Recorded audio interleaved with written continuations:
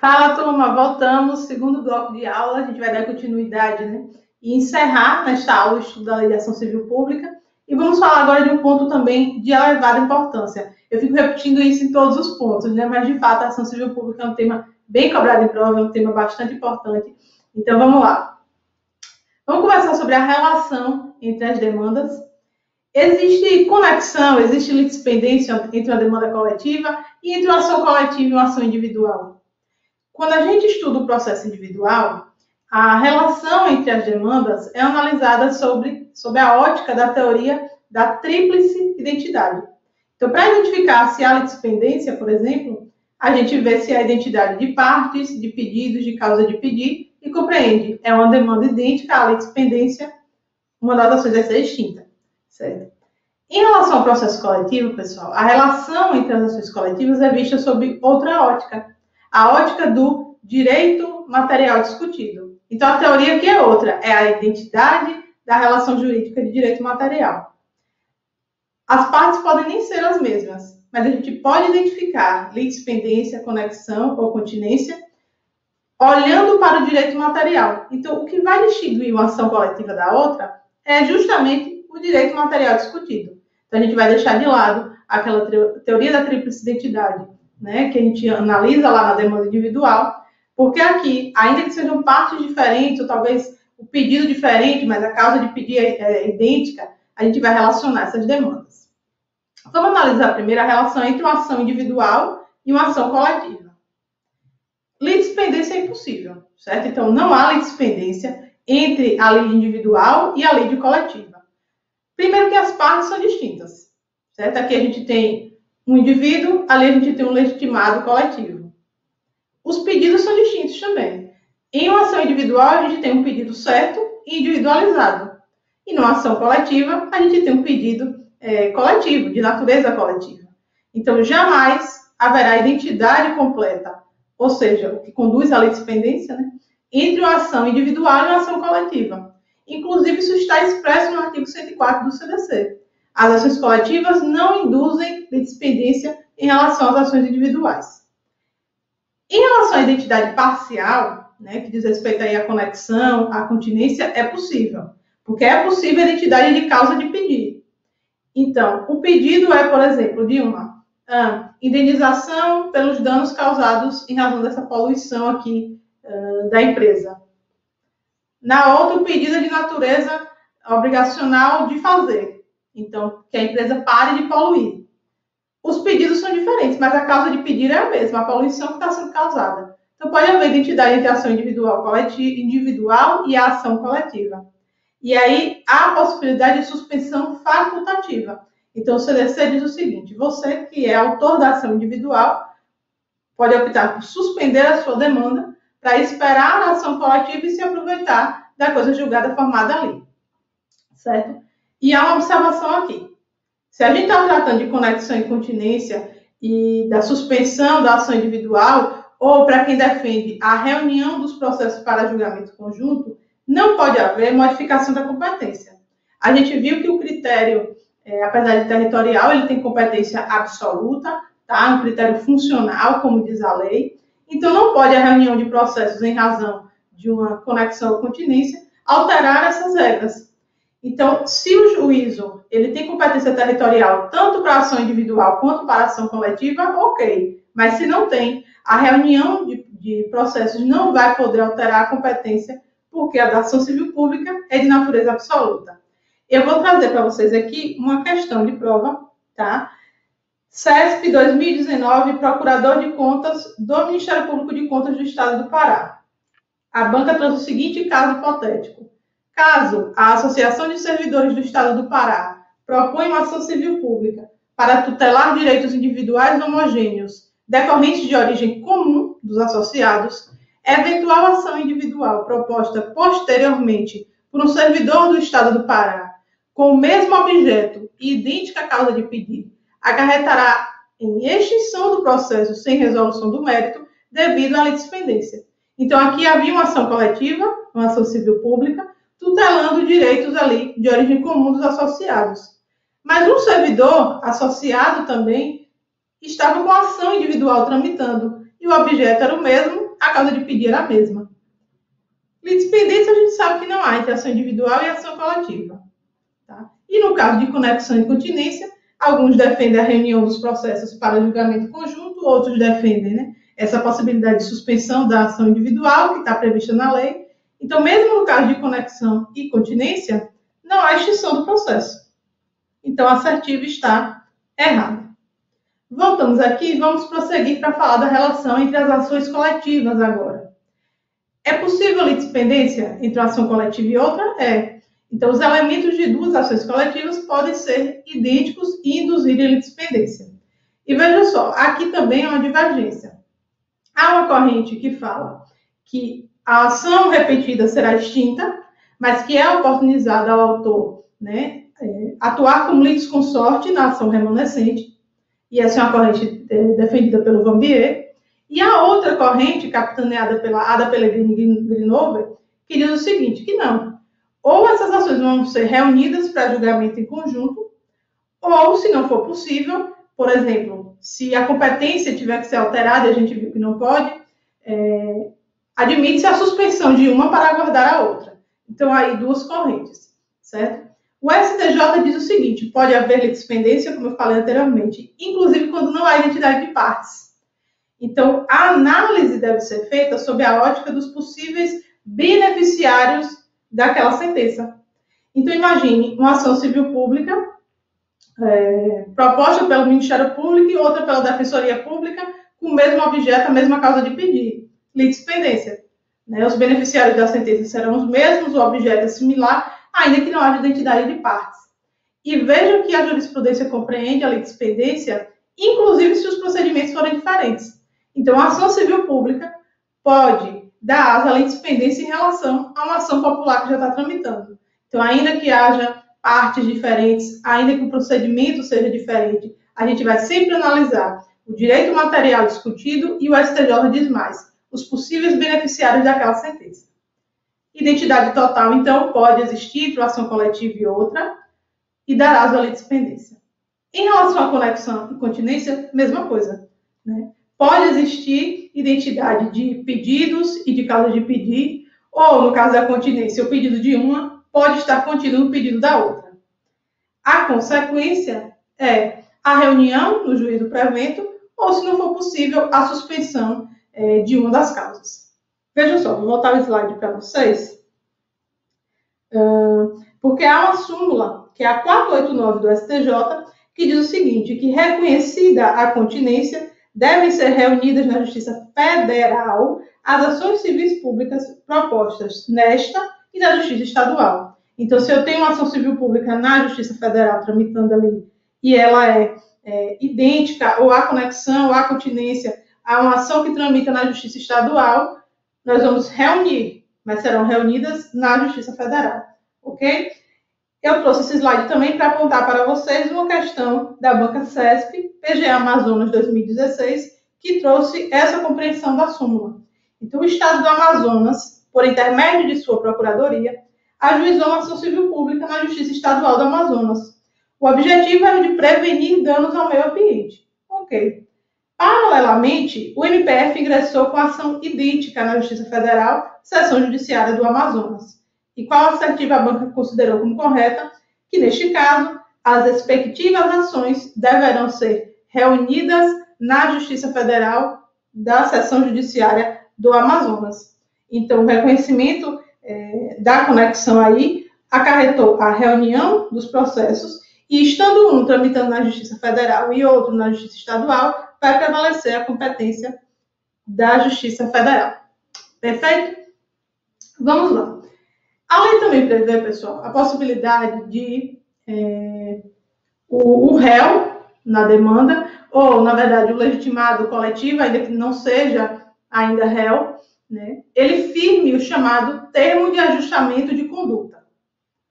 O TAC, que a gente conhece tanto, está previsto na Lei de Ação Civil Pública, e a lei fala o seguinte, que os órgãos públicos podem tomar dos interessados compromisso de ajustamento de conduta às exigências legais.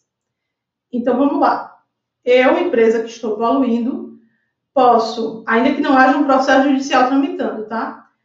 posso firmar um compromisso com o órgão público e dizer, olha, eu vou ajustar minha conduta às exigências da lei. Então, se a Lei de Política Nacional do Meio Ambiente está prevendo tal coisa e eu estou desrespeitando, eu estou aqui firmando um compromisso de que eu vou ajustar minha conduta às exigências legais. O TAC, ele pode trazer algumas combinações, né, para o caso de descumprimento, e mais, o TAC, ele tem natureza de título executivo extrajudicial. Então, uma vez firmado, depois, em face do descumprimento, ele pode ser executado, ok? E como eu falei, pode ser no bojo de um processo ou pode ser feito extrajudicialmente. A VUNESP já cobrou a seguinte análise. Vem cá, mesmo que o dano já tenha ocorrido, eu posso firmar um TAC? Sim. Então, ainda que o dano já tenha ocorrido. E mais, se você firma um TAC, né, se a entidade firma um TAC, isso não impede a propositura da ação civil pública, não. Então, vamos lá, o Ministério Público firmou um TAC com a empresa poluidora. Ok, mas e os danos que já foram causados? Eu posso entrar ainda com a ação civil pública para reparar esses danos, beleza? Quem pode celebrar? Porque eu li o dispositivo para vocês e eu disse o seguinte, os órgãos públicos podem tomar dos interessados compromisso de ajustamento de conduta. Quem é órgão público? Por próprios órgãos da administração direta podem, né, firmar TAC. Então, órgãos integrantes da administração pública, eles não ostentam personalidade jurídica, vocês sabem, são órgãos, né, assim como instituições, Ministério Público, Defensoria Pública, mas eles podem tomar os interessados o compromisso de ajustamento de conduta e também as pessoas jurídicas, né, de direito público. Não são órgãos, são entidades, mas podem também firmar o TAC. Sindicatos e fundações privadas, professora, podem? Não. Não ostentam a personalidade de direito público e não estão autorizadas a firmar o compromisso de conduta, certo? Vejam só, o SESP já explorou esse conhecimento na prova da PGDF, a prova anterior, e questionou se o Distrito Federal poderia firmar termo de ajustamento de conduta com o interessado. E sim, como eu falei, órgãos da administração direta, os entes políticos, né, os órgãos que têm personalidade jurídica de direito público, como as autarquias, e aí a gente vai excluir sindicatos, fundações privadas. Há uma discussão relacionada às estatais. Então, há quem defende o seguinte, olha, a estatal ela pode firmar TAC, desde que ela seja uma prestadora de serviço público. Tá? As estatais econômicas não podem firmar TAC com o interessado, porque não ostentam, né, natureza de direito público. As que prestam serviços públicos também são pessoas jurídicas de direito privado. Mas o que é coordenamento jurídico vem aplicando? Se elas prestam serviços públicos, algumas prerrogativas de direito público a elas se aplicam. Perfeito? Olha só. De acordo com a legislação, os órgãos públicos são legitimados, certo? Então, em tese, as associações privadas não podem, certo? Se a lei está falando de órgãos públicos, não podem. Mas o STJ foi instado a se pronunciar sobre isso. E disse o seguinte, é possível que a associação privada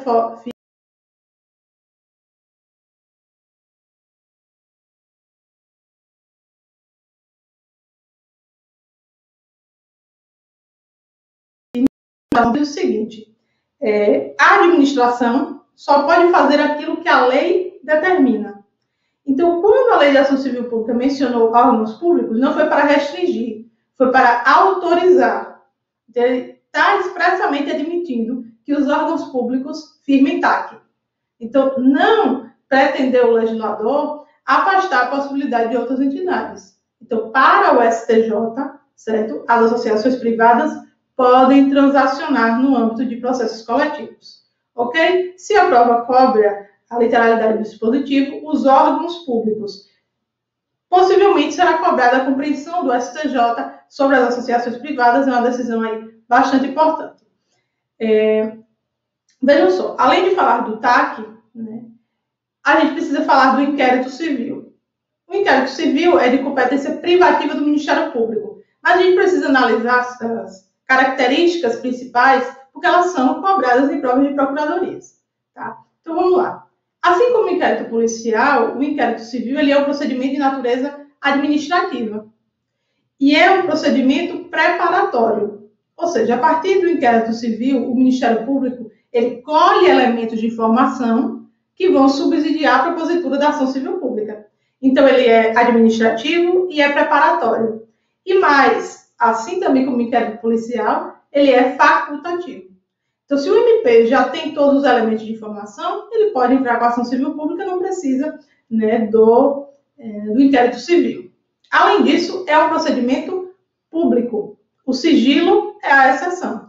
Então, se, por exemplo, e aqui a gente vai aplicar, inclusive, o Código de Processo Penal, se a publicidade dada ao inquérito civil vier a prejudicar a colheita de provas e o regular, né, processamento da ação civil pública, pode ser determinado o sigilo, mas, em regra, é um procedimento público. Além disso, isso aqui é explorado em prova, eu vou mostrar a vocês 3 questões das diversas que a VUNESP já cobrou.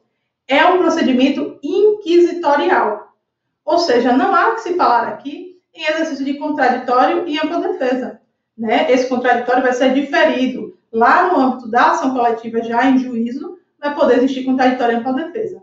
Aqui no âmbito do inquérito civil, não. É um procedimento preparatório só para colher informações.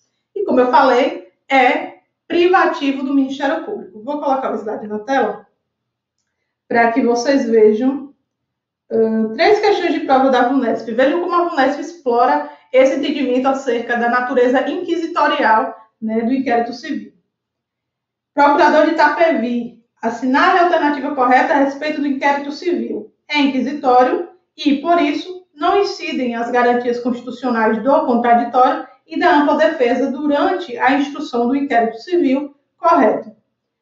Paulo Império, procurador autárquico, é competente para a instalação do inquérito civil o mesmo órgão do Ministério Público que possui atribuição para propor a ação civil pública baseada no referido inquérito. Então, aí, privativo do Ministério Público o inquérito civil.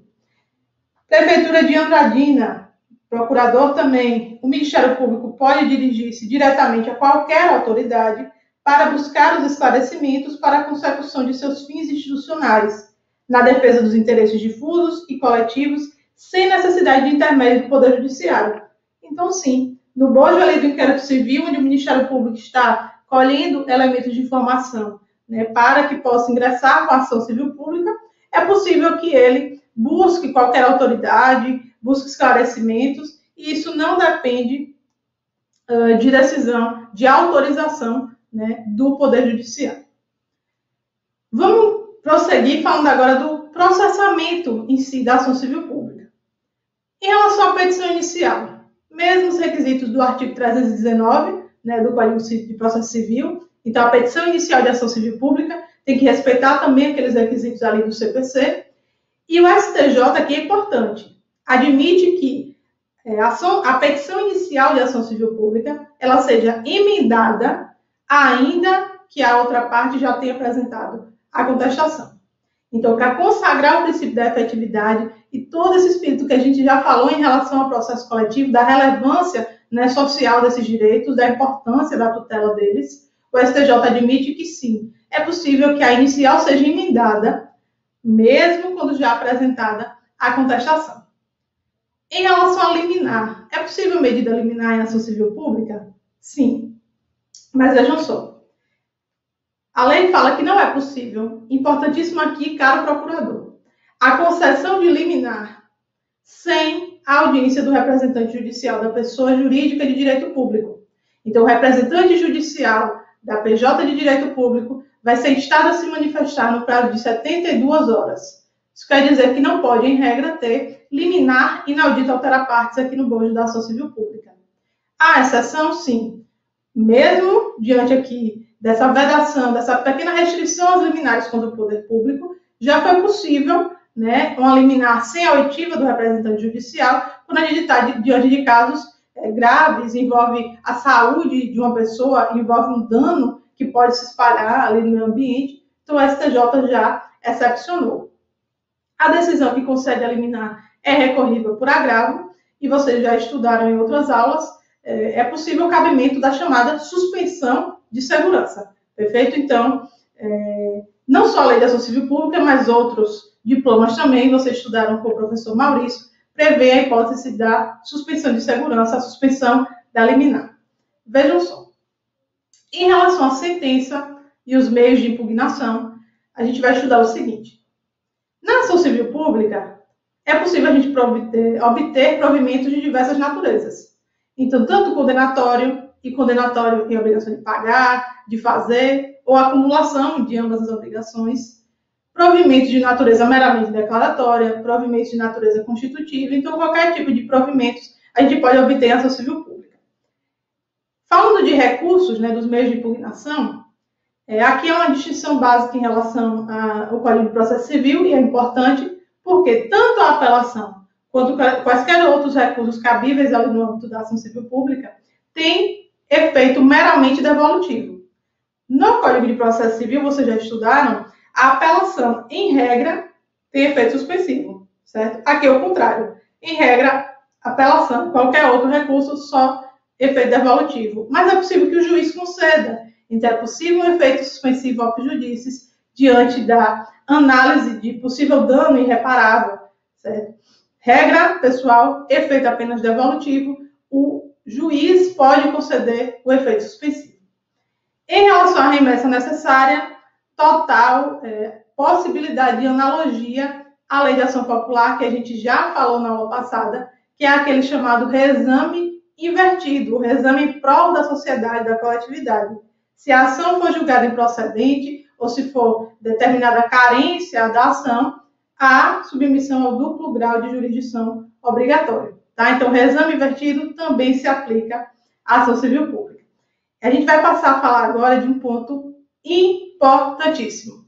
Professora, já não aguento mais você falando que os pontos são importantes, mas esse aqui é figurinha repetida em prova, é questão certa, quando quer processo coletivo, que é o regime da coisa julgada do processo coletivo.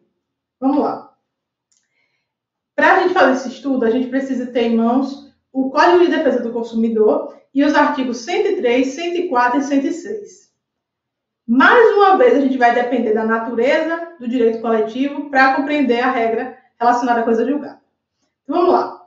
Se a gente está diante de um direito difuso, a lei diz que a coisa julgada é erga omnes, então atinge toda a coletividade, atinge todo mundo. Exceto se o pedido for julgado improcedente por insuficiência de provas. Então, vejam só. Procedente ou improcedente a demanda que está tratando de um direito difuso, a eficácia erga omnes. Se, todavia, a improcedência for fundamentada na insuficiência de provas, então o juiz diz, olha, eu julgo improcedente porque não houve, de forma suficiente, produção probatória para que eu possa condenar, para que eu possa julgar aqui. Se esse for o fundamento da improcedência, outro legitimado pode depois ingressar contra a ação coletiva, fundando-se em prova diferente e prova nova. Então, valendo-se de outra prova, o outro legitimado pode ir lá ingressar com a ação coletiva. Perfeito? Direitos difusos, coisa julgada erga omnes, atinge todo mundo, exceto no caso de improcedência por insuficiência de provas, que aí outro legitimado não será atingido pela coisa julgada coletiva e pode ingressar com a nova ação valendo-se de nova prova. Em relação aos direitos coletivos em sentido estrito, que são aqueles direitos que atingem um grupo, uma categoria, uma classe de pessoas, a coisa julgada é ultra partes, limitada ali, né, ao grupo. Então, vai além das partes que estão no processo, mas atinge de forma limitada o grupo, a categoria representada. Perfeito? Aqui também há a ressalva. Se a ação for julgada improcedente por insuficiência de provas, outro legitimado ativo, qualquer outro, poderá ingressar com outra ação coletiva, fundamentando-se em prova nova. Então, direitos difusos e direitos coletivos em sentido estrito, há essa ressalva, né, que aqui é coisa julgada segundo evento probationis. Se for por insuficiência de provas a improcedência, não forma coisa julgada em relação a outros legitimados, porque podem ingressar com ação nova. Lembrando que nesses dois casos, pessoal, as ações individuais não são prejudicadas, tá? Os direitos individuais dessas pessoas não são prejudicados. Então, formou a coisa julgada coletiva ali em relação ao direito difuso. A gente está falando de coisa julgada em relação à ação coletiva. A ação individual não vai ser prejudicada. Eu posso ingressar com a ação individual, falando do meu direito individual, né, que foi lesado aqui com aquela situação. Então, Então, vocês têm que ter isso em mente. Em relação aos direitos individuais homogêneos, há também a eficácia erga omnes, né? Então, todo mundo vai ser atingido. Mas prestem atenção. Isso ocorrerá apenas no caso de procedência do pedido e para beneficiar vítimas e sucessores. Eu tenho uma sentença relacionada a direito individual homogêneo. A coisa julgada vai atingir outras pessoas de maneira benéfica, ou seja, apenas se a ação for julgada procedente, e aí eu posso me beneficiar dessa sentença. Nesse caso, em caso de improcedência do pedido, então quando a gente está falando de direitos individuais homogêneos, se houver improcedência dos pedidos, aquele interessado que não interveio no processo, né, como litisconsorte, ele pode ingressar com ação individual normalmente. Então, a improcedência da demanda no direito individual homogêneo não vai prejudicar, perfeito? E essa é a regra de coisa julgada, né? Não é formada para prejudicar os indivíduos. Como eu falei, inclusive a ação individual nunca será prejudicada. Daqui a pouco eu vou mostrar para vocês uma tabelinha para a gente comparar cada um dos 3 direitos, tá? Mas já explicando aqui, não confundam. For uma coisa julgada, seja ela erga omnes, seja ela outra parte, como a gente viu nos direitos coletivos, erga omnes aqui nos direitos individuais homogêneos, a ação individual não será prejudicada. E nesse caso aqui dos direitos individuais homogêneos, se o indivíduo ele não interveio naquele processo como litisconsorte, ele também não vai ter sua demanda prejudicada. Agora vejam só. Neste caso dos direitos individuais homogêneos e nos coletivos em sentido estrito, repito, para que a pessoa possa se beneficiar da coisa julgada formada, ela vai ter que pedir a suspensão da sua ação individual. Tá? Então, eu não sou atingido, não vai prejudicar. Se eu quiser me beneficiar, ok, eu vou ter que suspender a minha demanda individual. E isso deve ser feito no prazo de 30 dias, a contar da ciência do trânsito em julgado lá, não, do ajuizamento, melhor dizendo, da ação coletiva. Então, mais uma vez aqui a importância de notificar as pessoas para que elas tenham ciência do ajuizamento de uma ação coletiva. Por quê? Para que ela possa se beneficiar da coisa julgada benéfica formada, ela vai ter que pedir suspensão da sua ação individual dentro de 30 dias do ajuizamento da ação coletiva. Perfeito? Não esqueçam desse detalhe. Vou mostrar para vocês aqui mais questão de prova. Gente, vocês percebem que a VUNESP é recordista nesse ponto, né? Adora processo coletivo. Vejam só. Considere que o Ministério Público do Estado de São Paulo ajuizou uma ação civil pública em face do município de registro, visando compelir o município a disponibilizar transporte escolar gratuito aos estudantes das escolas municipais, estudantes esses portadores de deficiência física com dificuldades na locomoção. A partir desses fatos, assinale a alternativa correta. Vejam só, se essa ação for julgada procedente com eficácia ultra partes, ela não pode beneficiar autores que propuseram ações individuais e não requereram a suspensão de suas ações individuais, mesmo tendo ciência da existência da ação civil pública. A gente viu que, se a pessoa não requerer a suspensão da sua ação individual em 30 dias da ciência do ajuizamento da ação coletiva, ela não vai poder se beneficiar dos efeitos da coisa julgada. Vejam só o que eu coloquei como alerta. Para o STJ, os efeitos da decisão poderão sim beneficiar lesados que não suspenderam suas ações por ausência de ciência quanto à existência da demanda coletiva. Então, a ciência deve ser inequívoca. Eu não vou poder prejudicar uma pessoa que não teve conhecimento acerca do ajuizamento da ação coletiva.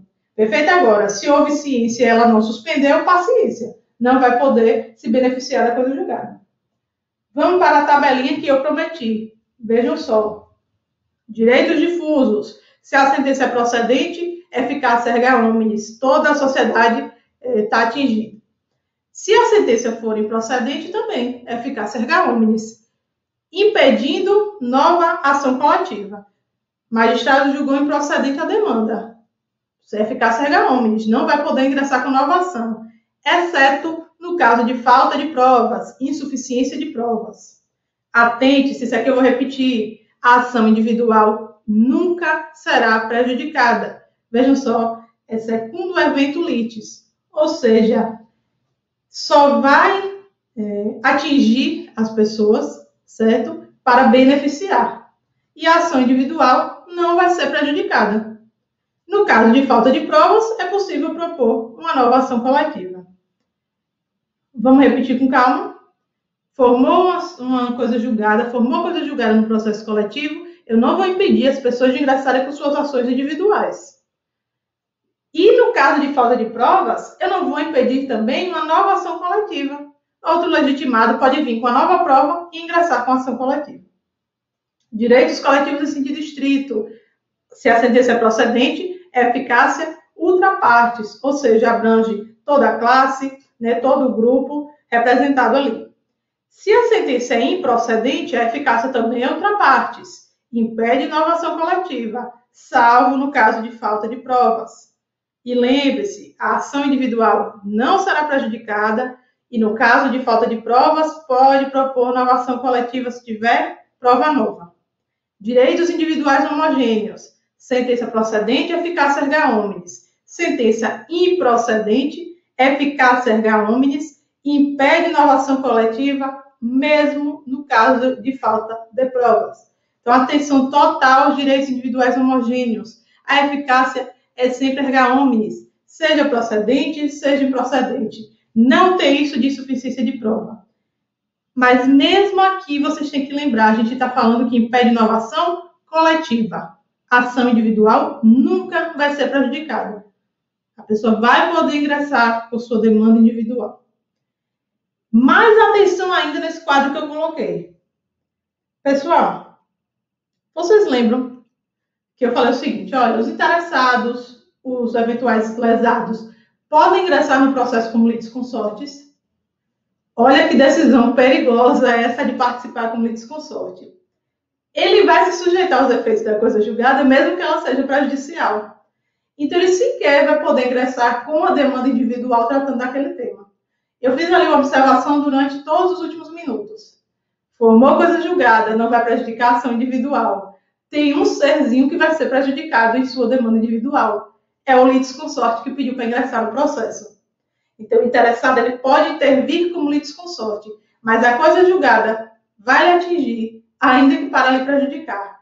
Ele sequer pode propor nova ação no plano individual. Isso está no artigo 103, parágrafo 2º do Código de Defesa do Consumidor. Vamos lá? Tenho certeza que quer ingressar no processo coletivo como litisconsorte? Então, lembra aí dessa ressalva, se cair em prova, você está atento. Parte importante agora, relacionada ao critério territorial. Teve decisão do Supremo ontem sobre esse tópico. Pessoal, o artigo 16 da Lei de Ação Civil Pública é bem polêmico. Eu vou trazer para a gente ler aqui juntos, para vocês verem a redação. Diz o artigo 16 da Lei de Ação Civil Pública. A sentença civil para coisa julgada erga omnes. Ok. Nos limites da competência territorial do órgão prolator. A Lei 9494 de 97 repete essa situação falando ali, né, das ações coletivas e diz o seguinte, que haverá, né, abrangência da sentença relacionada apenas a quem, na propositura da ação, na data da propositura da ação, tinha domicílio no âmbito da competência territorial do órgão prolator. Então, diz a lei, olha, essa ação aqui, que foi prolatada na ação coletiva, ela só vai atingir pessoas que, na data da propositura da ação, residiam ali, tinham domicílio naquele âmbito territorial do órgão que prolatou a decisão. E a Lei da Ação Civil Pública fala, beleza, a sentença fará coisa erga omnes, mas limitou ao território do órgão prolator da decisão. Professora, esclarece isso para mim. Está se limitando a efeitos da coisa julgada? Como assim? Em 2016, o STJ, interpretando esse dispositivo, pacificou o entendimento no sentido de que esse artigo 16 não deve prosperar, porque a coisa julgada não pode ficar limitada a um território. O STJ disse o seguinte, olha, o legislador confundiu coisa julgada e competência territorial. Existem regras de competência para limitar o exercício da jurisdição. né? Então, o Código de Processo Civil prevê normas de competência e diz a competência do juízo federal, a competência da estadual, limitou o exercício da jurisdição, né? Então, o território do local do dano é o competente, o território onde a obrigação deve ser satisfeita é o competente. Então, foi limitando a lei, através das regras de competência, o exercício da jurisdição. Mas a coisa julgada, formada no processo, ela atinge todo o território nacional. Então, o legislador confundiu, né? A gente não pode misturar os conceitos de competência territorial com o de eficácia da coisa julgada. Não prospera, então, para o STJ essa limitação do artigo 16. Ontem, o Supremo Tribunal Federal, dia 4 de março de 2021, véspera da gravação dessa aula, o Supremo formou maioria para dizer o seguinte: é inconstitucional este dispositivo. Eu anotei aqui o número do recurso extraordinário, que é para a gente acompanhar, é o recurso extraordinário 1.101.937 do Estado de São Paulo. O processo está suspenso, né, foi pedido vista pelo ministro Gilmar Mendes, mas nós já temos uma maioria formada e, finalmente, aí, essa decisão do Supremo definindo a inconstitucionalidade do artigo 16. Vamos acompanhar a tramitação, né, do processo, mas a gente já sabe que o Supremo formou maioria nesse sentido e celebra a doutrina. De fato, é um artigo em que o legislador pecou, né? Se for cobrada a disposição legal, vocês vão marcar, mais uma vez eu faço essa ressalva, mas com a compreensão de que o STJ já mantinha desde 2016 o entendimento no sentido de afastar a aplicação do dispositivo, e o STF agora vem em forma maioria para dizer é inconstitucional. Vamos lá. E a liquidação, a execução da sentença, professora, como é que se dá? A execução deve ser feita pelo autor coletivo. A gente viu lá também na aula de princípios o princípio da indisponibilidade absoluta da execução coletiva. Então, se o autor coletivo não der prosseguimento à execução da sentença no prazo de 60 dias, o Ministério Público tem o dever, né, de dar prosseguimento e iniciar a execução.